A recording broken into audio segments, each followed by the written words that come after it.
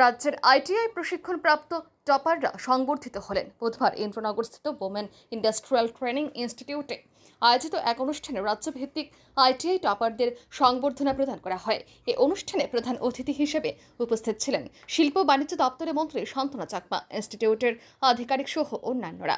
এদিন রাজ্যে 14 জন আইটিআই টপারদের সংবর্ধনা প্রদান করা হয়। এর আগে প্রদীপ জ্বালিয়ে অনুষ্ঠানের উদ্বোধন করেন রাজ্যের শিল্প ও বাণিজ্য মন্ত্রী শান্তনা চাকমা। টপারদের উত্তরীয় পরিয়ে মানপত্র হাতে তুলে দিয়ে সংবর্ধনা জানান মন্ত্রী সহ অন্যান্যরা। এই অনুষ্ঠানে মন্ত্রী শান্তনা চাকমা বলেন, গত 2 বছর ধরে তারা প্রশিক্ষণ নিচ্ছিলেন। নির্বাচিত টপাররাই আগামী প্রজন্মকে সামনের দিকে এগিয়ে নিয়ে যাবেন এই প্রত্যাশা ব্যক্ত করে তিনি বলেন, আত্মনির্ভর ত্রিপুরা গড়ার জন্য তাদের ভূমিকা থাকবে, তাই তারা সংবর্ধনা প্রাপ্য এবং তাদের সংবর্ধনা জানানো উচিত। আপনারা জানেন আমাদের ত্রিপুরা রাজ্যে বিভিন্ন আইটিআই রয়েছে।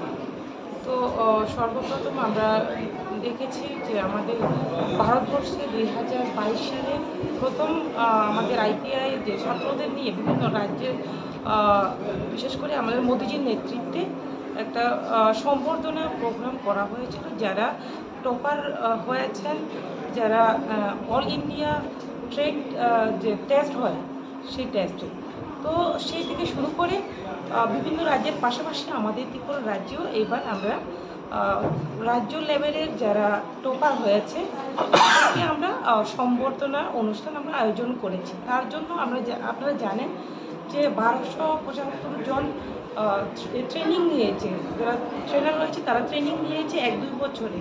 তো তার থেকে 14 জনকে আমরা আজকে সম্বর্ধনা দেব, কেননা ওরাই আমাদের আগামী দিনের প্রজন্মের, তারাই ট্রেনিং করাবে, তারাই অনেক আমাদের বাচ্চাদেরকে আরও এগিয়ে নিয়ে যাওয়ার জন্য কাজ করবে।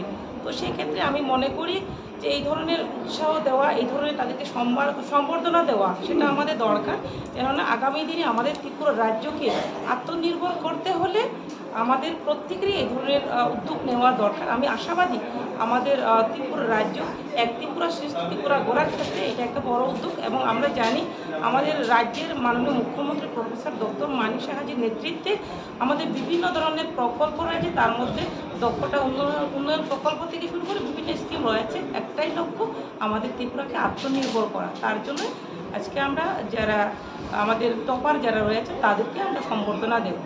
ধন্যবাদ। অনুষ্ঠানে মন্ত্রী ও অন্যান্য আধিকারিকদের কাছ থেকে সংবর্ধনা পেয়ে খুশি সংশ্লিষ্ট 14 জন টপার। এই ধরনের আয়োজন আগামী দিনে তাদের আরও উৎসাহ সৃষ্টি করবে বলে অভিমত তাদের। Bureau report, RE news.